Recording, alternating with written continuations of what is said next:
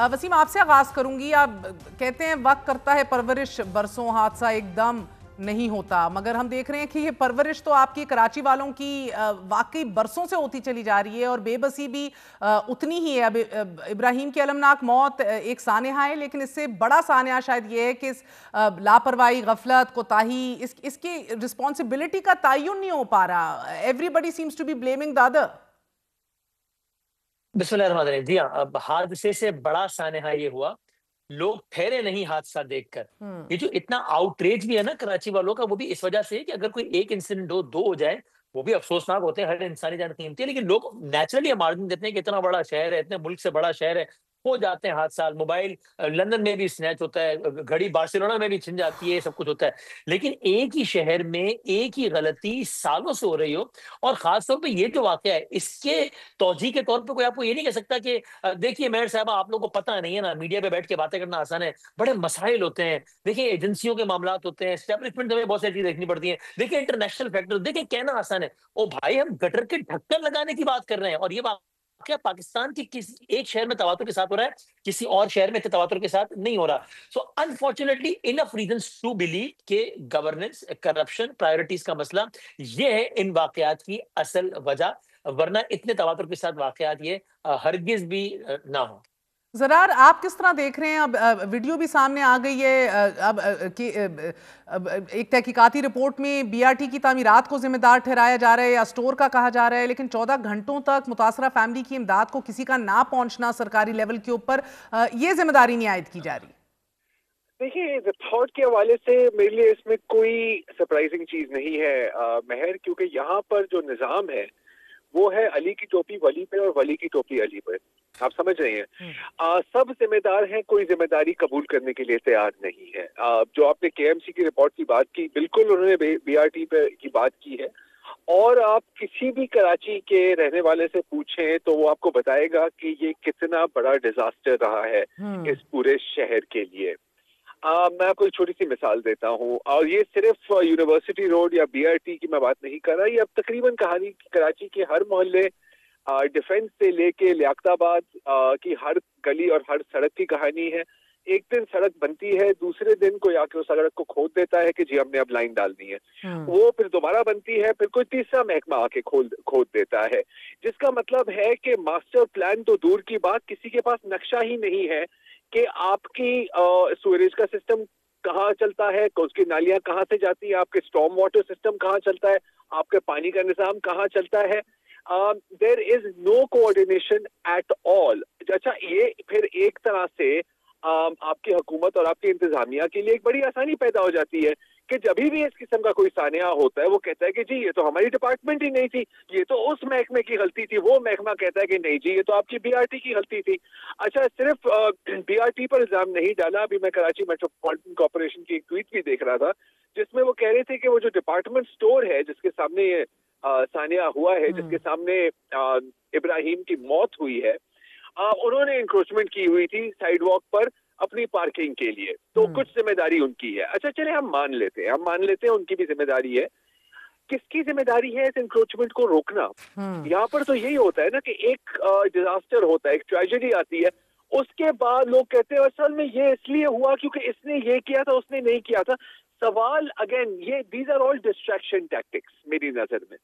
सवाल ये है कि जिनका काम है इंक्रोचमेंट्स को रोकना, जिनका काम है मॉनिटर करना कि यार यहाँ पे ढकना पड़ा लगा हुआ है, नहीं लगा हुआ है, क्या ये रोड सेफ है, ये रोड सेफ नहीं है, वो अपने काम करने में उनकी कोई दिलचस्पी नहीं है। It is a complete abdication of governance, बल्कि मैं तो कहूंगा it is a complete collapse of government. और सबसे जो अफसोस की बात है ना मेहर, वो ये है कि ये आज की बात नहीं है।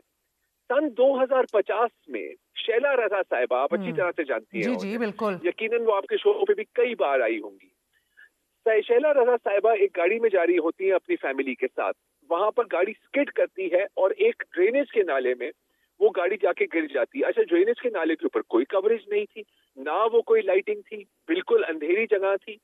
वो सर्वाइव कर जाती हैं, लेकिन उनके दोनों औलाद, जिनकी एक की उम्र शायद 13 साल की थी और एक की उम्र शायद 10 साल की थी, उनकी जानें नहीं बच सकते, बिल्कुल इब्राहिम की तरह दे ड्राउंड। 2 दिहाइयां गुजर गई हैं। And nothing changes. बेहतरी क्या, यहाँ तो चीजें बदतरी की तरफ ही जा रही हैं.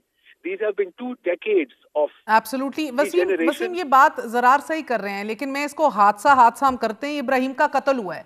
अब ये वाटर बोर्ड ये कह रहा है कि ये बरसाती नाला था, इसमें तो सूवरेज का पानी डाल दिया गया, इसलिए हम तो जिम्मेदार नहीं है. टाउन कह रहा है कि ये तो हमारी हदूद में ही नहीं है.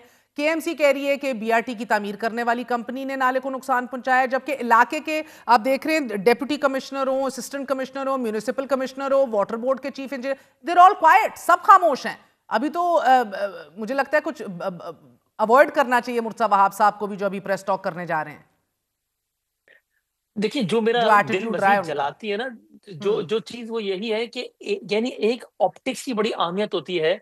मैं किसी के दिल में झांक के उसके दिल का हाल नहीं जान सकता, तो मैं किसी को जज नहीं कर रहा.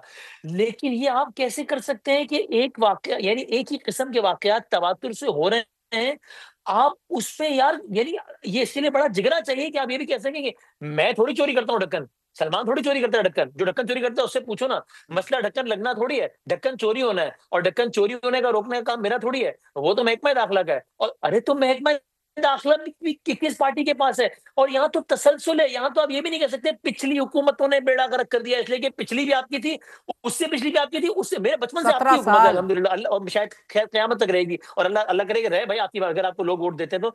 लेकिन इब्राहिम तो मर गया, भुट्टो तो जिंदा है ना. मतलब पॉलिसी भी जिंदा रहे, पॉलिसी का तसलसल भी हो जाए. और यानी ये आप सबसे ज्यादा रूथलेस चीज जो ऐसे मौके पे कर सकते हैं, मेरा ख्याल है वो ये कर सकते हैं कि आप ये कहें कि ये हमारे सियासी मुखालफिन का एजेंडा टो किया जा रहा है, ये हमारे खिलाफ साजिश की जा रही है.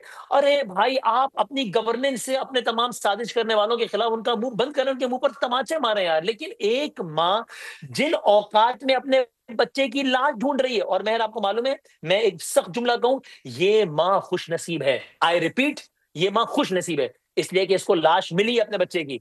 मैं ऐसे बाप को जानता हूं जो आज भी, जिसका बच्चा मरा है 2.25 साल पहले गटर न होने की वजह से, और वो आज कभी इस गली में जाता है, कभी उस गली में जाता है, और वो बैठ के पर्चे पे हिसाब लगाता है कि यार सुरजानी से नाले में गिरा था तो शायद बलोच कॉलोनी से निकला होगा या वहां से निकला होगा. वो कहता है कि बच्चे को, हाँ, मैं अपने बच्चे को जिंदा कहूं या शहीद कहूं, उसको समझ ही नहीं आ रही. तो ये माँ खुश नसीब है. ये हाल है इस शहर का. और उसके बाद आप कहते हैं सियासी मुखालफत, एजेंडा, जमहूरियत के खिलाफ साजिश.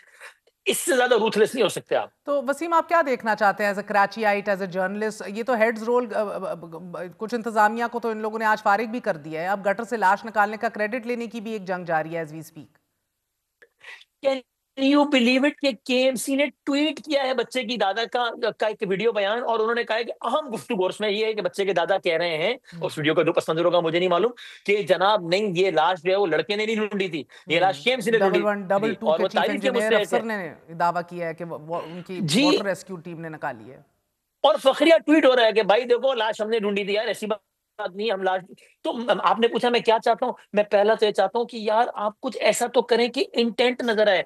ये ना हो, जब जनवरी में एक वाकया हुआ था तो तब हमने इस पे पूरा प्रोग्राम करने के बाद ये कहा था कि I have no reason to say ये पहला वाकया नहीं है, लेकिन ये आखिरी वाकया भी नहीं है, अगला वाकया भी होगा. आज भी मुझे लगता है कि ये आखिरी वाकया भी नहीं है.